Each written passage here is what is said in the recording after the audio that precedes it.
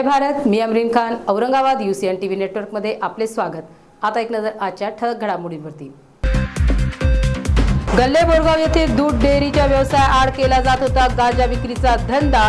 राज्य उत्पादन शुल्क विभागाने कारवाई करीत 10 लाखांचा गांजा केला जप्त।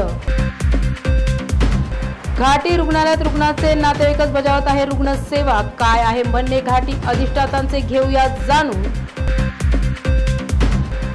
दूध भाव वाढीकरिता काँग्रेस पक्षातर्फे दुग्धाभिषेक करीत जळगाव महामार्ग धरला रोखून। देभेगाव केंद्रांतर्गत स्कॉलरशिप परीक्षेत शिष्यवृत्ती पात्र विद्यार्थ्याचे जिल्हा परिषद शाळा बुधगावच्या वतीने करण्यात आला सत्कार। मराठवाड्यात विविध ठिकाणी जाणवले भूकंपाचे तीव्र धक्के।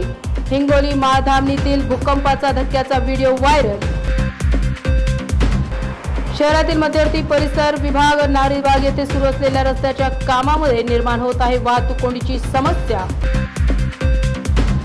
विद्यार्थ्यांच्या व्यक्तिमत्व विकासासाठी संकल्प संपूर्ण स्वास्थ्य कार्यक्रम उपयुक्त, शिक्षण उपसंचालक अनिल साबळेंचे प्रतिपादन। स्मार्ट सिटी कार्यालयात चालकांसाठीची 1 दिवसीय कार्यशाळा संपन्न। टॅक्सी चालक शहराचे ब्रँड अँबॅसेडर मनपा आयुक्तांचे प्रतिपादन। नगिना पिंपळगावात नवीन आरोग्य उपकेंद्र सुरू करण्याच्या मागणीकरिता जिल्हाधिकारी CEO च्या दालनाबाहेर ग्रामपंचायत मार्फत आमरण उपोषणास सुरुवात।